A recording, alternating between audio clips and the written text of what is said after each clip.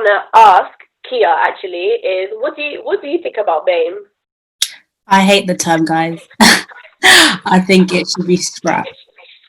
Yeah, I'm just not feeling it. Like I feel like if whoever non-white, we're just in a category, one section, and it just doesn't define for me personally who I am or who I want to perceive myself to others or the world. But yeah, it needs to go. What do you guys think could be done?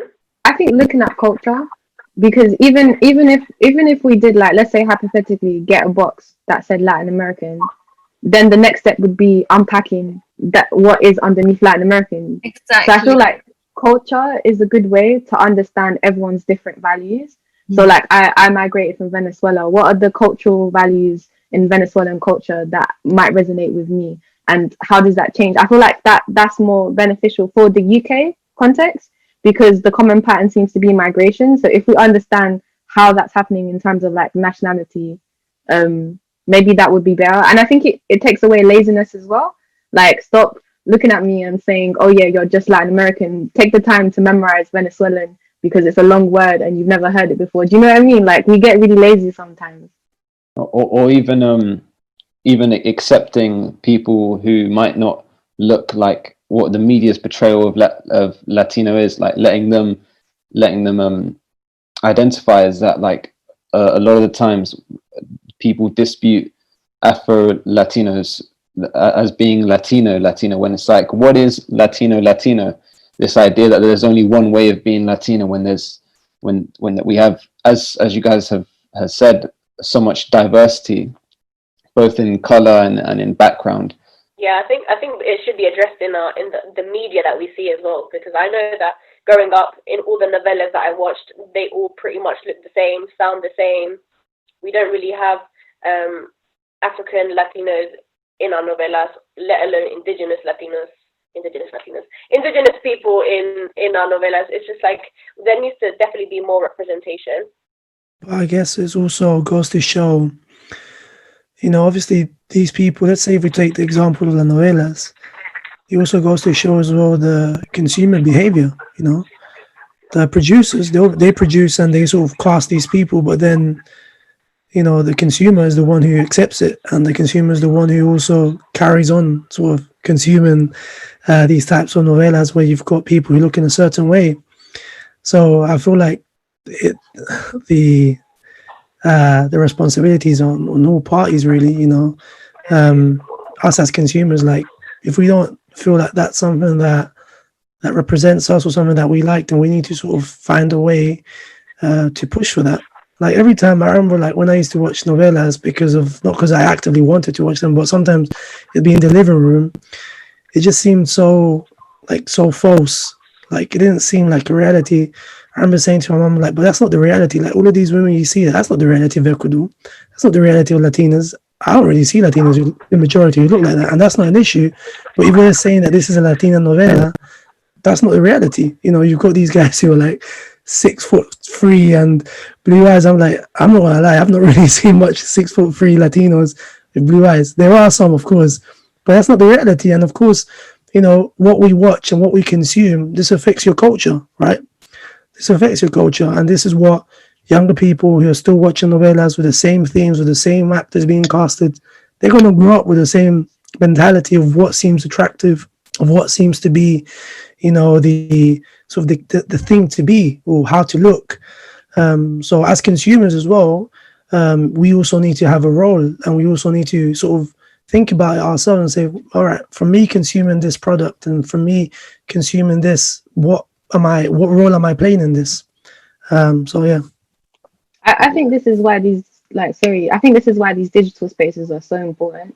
If we can try to take and continue to take advantage of them, because in traditional media and traditional production of film, etc., is very monopolized, and I think it's important to bear that in mind. And those in society who have the most social economic resources are always going to be the ones who have the means to control the production of information. So this digital space that we can navigate where it's new, I think is important to keep that, to maintain these bottom-up approaches and change that perspective on representation. Because I think, yeah, definitely, if we continue to consume the same narratives, we will continue to read the same scripts and perform the same characters, right? But if we change those scripts, then we can create new characters. And it's up to us to do that within the spaces that we're navigating now. Not everyone, like you said, is tall, blonde, blue-eyed. Like most of us do not look like that, and it's great that we do have people that look different. And I think that diversity is great, even within groups. But that's not all of us, and I feel that with these telenovelas, like you said, it's not just the producers who are casting these people to all look the same. It's also us as the consumers still funding these projects, still funding these casting directors to make these decisions. So with people with consumer power, what can we do? Like, what comes to mind for me is definitely supporting businesses, campaigns that endorse diversity, specifically endorsing things that, well, like we're talking about, being more inclusive in what Latin America, Hispanic people look like. I feel like there's always a reason for this, and I'm sorry to just be this critical person, but it's always come down to power. I feel like for me, when I want to understand something, just why is it beneficial to always project this homogenized and sexualized view of Latin American identity and what that kind of conforms to. What's coming into my mind right now is just as a Latina, how have your experiences of this homogenized view tied in with your experiences of being overly or hyperly sexualized? I just wanted to pose that because I feel like that's an experience where this kind of comes in. Who is that benefiting? Who is that benefiting the pornography industry? Is that benefiting the people who are making a lot of money out of the productions of these novellas? Yeah, I just wanted to pose those questions. Yeah, it's very true. They choose what parts of us they want to project. Yeah, well, I'm not a fan of it. I think over the years, definitely as a teenager, I would say I probably indulged in it a little bit, and it was like, yeah, like I was happy to be like the Latina with the curves and the this and the that, you know. And growing up, I would say more like 17, 18, I started to really notice like how detrimental it was. It was always the first thing that would come up, like, where are you from? And then as soon as I would say, yeah, I'm Colombian, the whole conversation would change. You know, like if I said I was, oh, I'm Indian or I'm Pakistani, people wouldn't move the way they've moved with me. But the dynamic definitely did change. And it's that whole sexualization of like what Latinas are, what they represent, how they behave. And I've seen it definitely among my friends, very much so, like in this new cleaning job that I've been doing.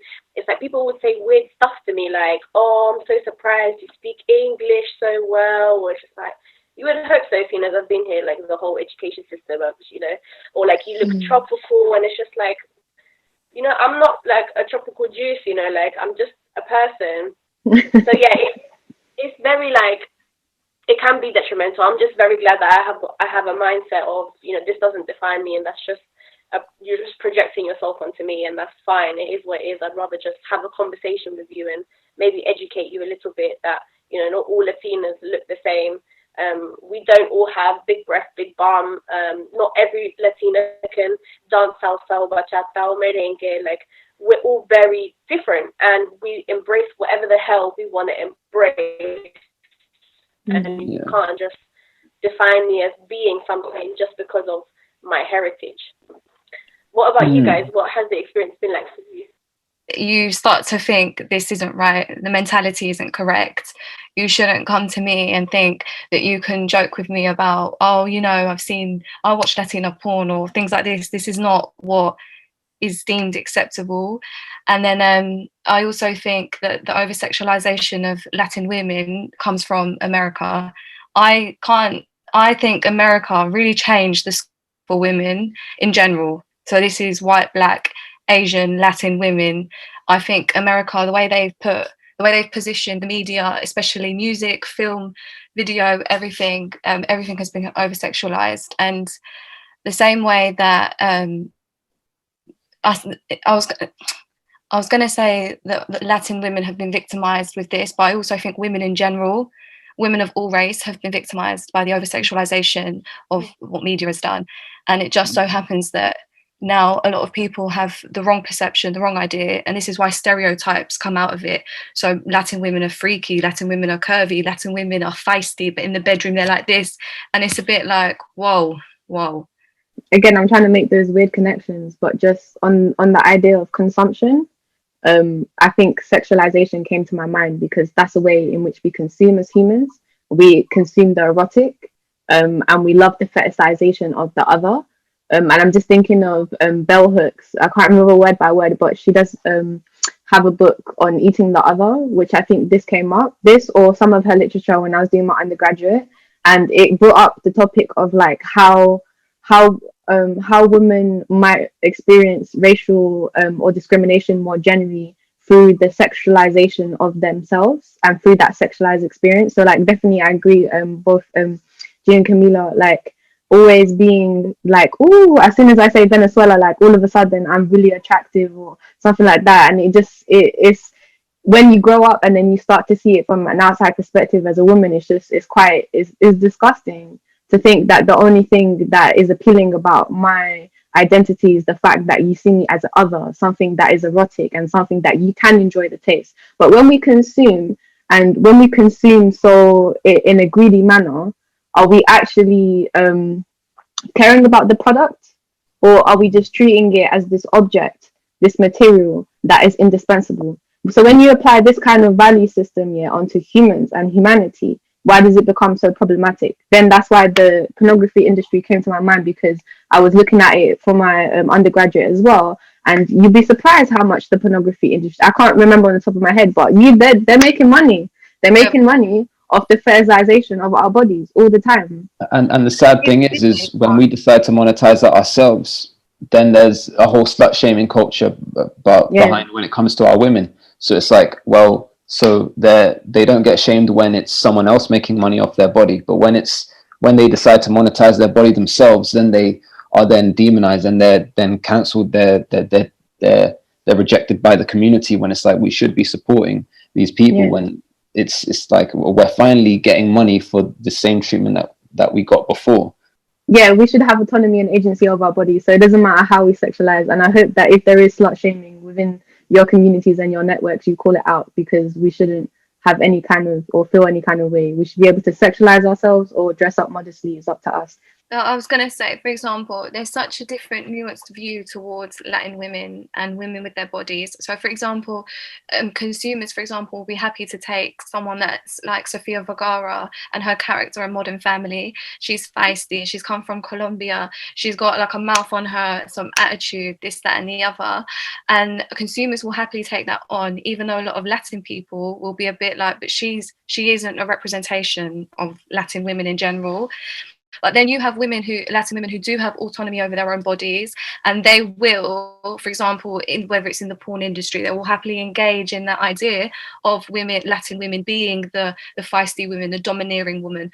In other films as well, it's the same thing. So there's a really nuanced view, because you have people that perpetuate the stereotype, but then you have people that there's not enough people that don't perpetuate that stereotype for people to make their view on Latin women in general. So it's a bit of a difficult one, because I know that there are a lot of stereotypical things that people associate Latino people with, but I just don't see enough of us honing down those stereotypes and saying, no, this isn't it. So do you think it's like down to the performer that they shouldn't take up on that role? When you use that example of Modern Family, do you think that Sophia shouldn't have been like, oh, I'm going to take this role of the stereotypical view of being feisty? Or was it the case of, oh, she's making money, it's a job? Well, I'm fine. Do you know what it is? I'm fine with that whole idea. Myself, I don't have too much of an issue with it, because I get it. I fully understand that notion or that stereotype, but I feel like we just need more representation of other women. What about the studious Latina girl? What about the superhero Latin woman who's saving people's lives? What about those elements? Not just that she's the lover of this person, or she's having an affair with this one. Just a bit more wide varied. I mean, I don't mind the whole feisty idea, but there are a lot of women that are against the idea on social media as well. A lot of women don't like the fact that Latin women have that feisty notion. Like what you said, Kia, was quite interesting, where you said, like, should she not take the role up? and it sort of talks about, it sort of relates to, you know, our roles of like responsibilities. Like, I find it a bit difficult, like where to draw the line, because let's say, for example, someone can say to, let's say, Sofia Vergara, they can say, well, why are you taking up this role where, you know, you're perpetuating the same character? She obviously knows that's the case. You know, she reads the script. That's obvious. But then she can come back and say, well, this is a role that, you know, someone will be able to see a Latina on TV and they can aspire to become an actress. So you've got this catch-22. I feel like that's why you get like these prominent actors or actresses or whoever, they sort of fall into this sort of difficult situation where they're like, what do I do? Do I take the role and risk being sort of criticized because I'm perpetuating these ways of thinking, or do I not? It comes down to, you know, how genuine the person really is in terms of what their motives are behind it. Now, as people and as part of the community, we can't really have an insight because that's private. You know, the person themselves, they can conceal what they really feel like. You know, some people know that they don't want to do it because they want to, you know, they want to inspire other Latinas or Latinos, or they know that they want to do it for the money, right? For the opportunity. And so there is a different, like, I find it difficult. Like, I can't say like, yeah, take it or not take it, because I see both sides and I feel like you can argue for both sides. But I feel like the main thing would probably be, you know, what are your motives? And unfortunately, there's a lot of people who benefit of the fact of these types of roles. They know, you know, us, that we're not in that industry. We can see it from afar. They're in the industry. They know they're profiting from that, and they're happy to go along. Or some may do it, you know, wholeheartedly because they want to inspire others. But yeah, it's quite a difficult one. I was gonna say, like, sometimes it's kind of too difficult to simplify things into right and wrong, especially when it comes to human action. And I know I'm probably like, I'm opening up these cans before, I don't know how long this podcast will last, but I put on my story yesterday just a poll of, do you think cancel culture is problematic? And it was interesting to see like the responses, because it was like maybe 25% no, and then the rest yes. And I guess like that was kind of sparked by what happened yesterday. And amongst all the other examples that we've had during this pandemic of just seeing people get cancelled out. And I'm not necessarily saying that I don't agree with cancel culture, but what I do think is problematic is just the fact that we don't call people to have these conversations. We cancel them out. And then what happens is that increases polarization amongst us. So I never think we're always going to make mistakes in everything that we do. But to push someone completely to like the edge of the earth, that's what you're going to do. You're going to push them off the edge of the earth from a mental health perspective. That's where I would put it. And I guess more generally, I think these conversations where people can come into a space and feel safe are necessary so that people's mind just keeps opening. And I think in like the perspective of like sexualization and machismo and misogyny within Latin American culture, I love to have that conversation with men all the time. And I love to have conversations around masculinity and femininity, and it becomes difficult for me as a woman to expand that knowledge into my communities or into my networks if I just completely cancel out all men. Does that make sense? So that's where sometimes I think it's problematic, because we have to have the chance to grow with information and grow our consciousness, but we can't do that if we completely shut it down every single time we make a mistake. Yeah, which is why I have sympathy for these actors and actresses, because, you know, it was not their choice or responsibility to, like, they're just taking whatever jobs they can get, and it's like, who are we to decide that they should not pay their next month of rent because it doesn't serve our community? It's like, I understand, maybe if I was in the same position as them, I would take the opportunity too. Yeah, and I feel like also the issue doesn't stop at the moment you've cancelled the person. So let's say you've cancelled them. Now what's the next step? You know, because the whole idea, I mean, is, let's say this person has a bad way of seeing things or a misinformed way of seeing things. The next step is to inform them and to educate them. You know, it's not just cancel them and then that's it, disappear, bye bye, let's go on to the next one. I feel like, you know, we have the responsibility, if we're going to cancel someone and we're trying to educate someone, not for the sake of just saying this is it, you're off now, but because I guess, let's say, if we take people's motives at face value to be because they want to cancel someone because they want to educate someone, then you need to educate them. And educating isn't just a process of you saying you're wrong, that's it. Educating is also, okay, like what happens next? And so that's something that, we need to see in our community. But I feel in general with the cancel culture community, it's, a lot of people, like there's people who are literally pushed to like commit suicide because of it. Imagine if your livelihood depends on social media and then you get cancelled. And not only that, now people are revealing personal information of you. Who's not going to react in a certain way? So, as people who are engaged in cancel culture, let's say I'm not engaged in that, but let's say people who represent that or who are engaged in it, you're sort of doing it with the social responsibility of educating, but then you also have a social responsibility to ensure that this person doesn't go on and commit something which, against their own life or for their life to be harmed. So the social responsibility doesn't just extend to the point where I'm educating, but you need to also, find a way to do it in a way which is positive. Not everyone says something because of a bad motive. Sometimes people say it because they're misinformed and uneducated. And I'm sure that many of us have made a comment or have thought something that was uneducated, perhaps in different things. Now, if we were to get straight up blasted for it, it's going to be problematic and quite challenging. So we also need to be sort of appreciative that people are on the journey of trying to educate themselves, or at least some people are uneducated about it. As human beings, we have to give up this notion that firstly, we know who people are. We absolutely don't. I'm still learning stuff about my mom, like to this very day, and I've known her for 23 years. You know what I mean? And also give up this whole notion of being right and making other people wrong, or vice versa, because we're not creating a space of learning. We're not creating a space of moving the conversation forward and doing something about it. It's just more like we want to make sure that they know that they're wrong, and then that's it. So I think the cancel culture is extremely problematic. Like you said, there's no learning from it. How are we going to create any sort of possibility of creating a world that's united if we're just like, all right, cool, forget about you, let's just ignore you? Because there's another 1,000 million people that think the same way as this person, and they're going to probably see like this is what conceals racists and people that have colorist views. It's like they're just going to continue thinking that way, but just not say anything. And I love it when people say like, I'd rather know who the racist is, and for them to be racist out loud than be secretive about it. And because it's just at least you're open about it. Do you know what I mean? It's a binary way of thinking, isn't it? I think like what you said, Diego, at one point was just like looking at the humanity and looking at what brings us together. Just because the reason why I felt like that was problematic, or social media is becoming quite problematic in this time right now, is because of the polarization that's happening in society, just the separation that we're seeing.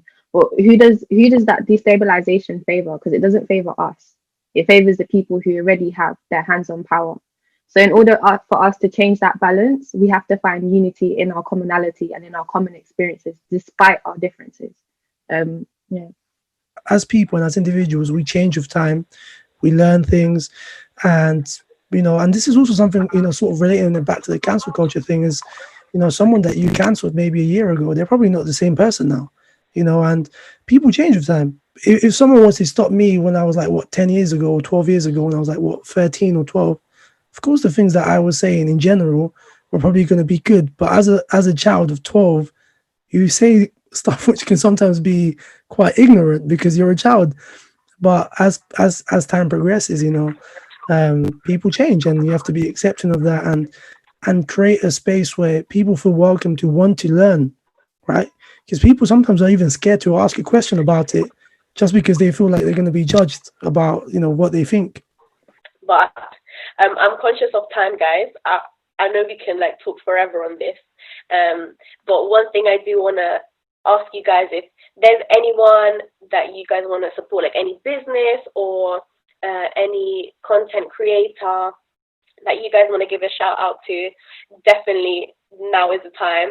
I personally want to give a shout out to Ateye, who's they have a massive voice in pushing this agenda of embracing your indigenous roots, your African roots, within the Latin community. And I think they're so active in just portraying that, and it's so amazing. So definitely a shout out to them. And J Create, she's an amazing designer. She's Colombian. She's so great, guys. She honestly creates the most beautiful clothes. She recycles, upcycles clothes, which I think is another conversation that I would love to have. So environmentally friendly, so creative, and it's just like, these are things that I want to push forward. So if you guys know anybody, definitely give them a shout out. No, I mean, I just want to sort of say, like, it's great that, you know, there's a lot of platforms like yours, Camilla, with Kia, and many of the ones that are online, you know. And I just hope everyone keeps on pushing with one thing in mind, which is to actually create something with value rather than, you know, who gets the most clout or who's the most followed. The reality is you're still going to get people like that, right?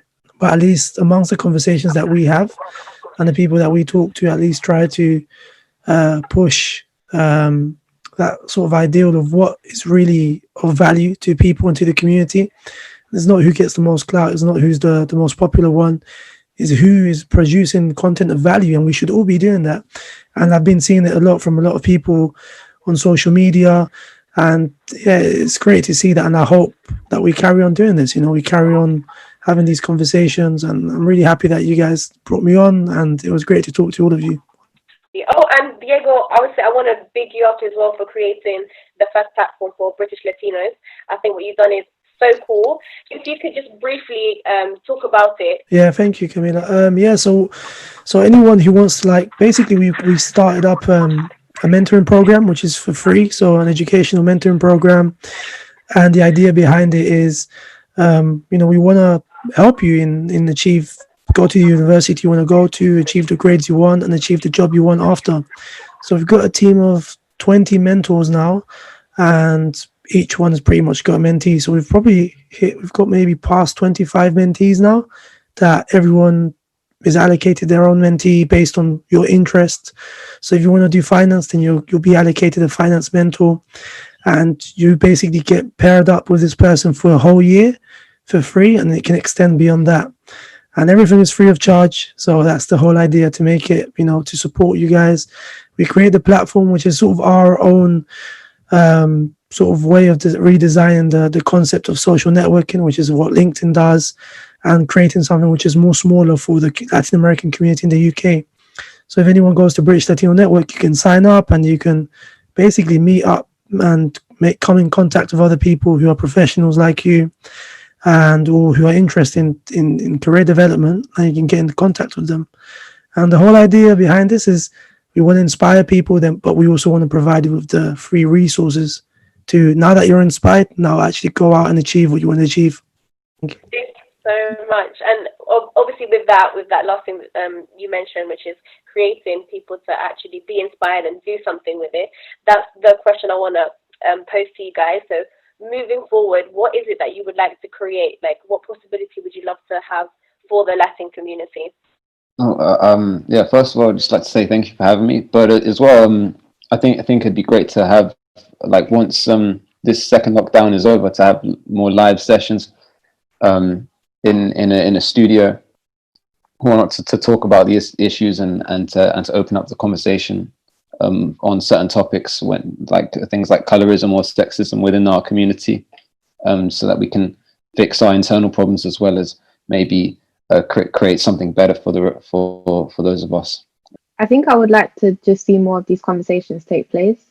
And I think especially as we start to consider that, like, the Latin American community is growing in the UK, I would like to think that younger generations will have access to spaces where they can have these kind of conversations. So it's not an issue that you're dealing with alone, but it's kind of like, okay, cool, let me unpack this with my community and see what we can do together. Completely agree. I'm the same. I feel like these conversations need to take place, and we need to develop them further as well. I feel like speaking to all of you today, we've had so many, like, conversations in which we balance out the conversations. So it's not just our eyes are on just one case, we explore it. And I feel like that's what people need to do nowadays. As you get older, it's true, things aren't just viewed at one vision. A lot of it, you've got to understand both sides. You've got to understand ways of learning, explore the past and things like that. So I feel like those conversations still need to take place. And yeah, hopefully after COVID, we continue with that as the new generation rise up as well. Education becomes important. So yeah, definitely just continuing on. Yeah, thank you guys. I just want to appreciate you for coming on and spending the Sunday with us. But I really appreciate you guys coming on here, sharing your stories, your experiences, and your knowledge. So yeah, thank you again. I hope you enjoyed the conversation. But yeah, we will let you know. We'll put all your links in down below in our socials so that people can check you guys out or follow and stuff like that. Thank you for having me. Thank you. Guys, take care, Yeah, everyone. thank you very much. Take Thank care, you. Kia, Camila. Thank Jean. you. Bye. Bye-bye. Take care, everyone.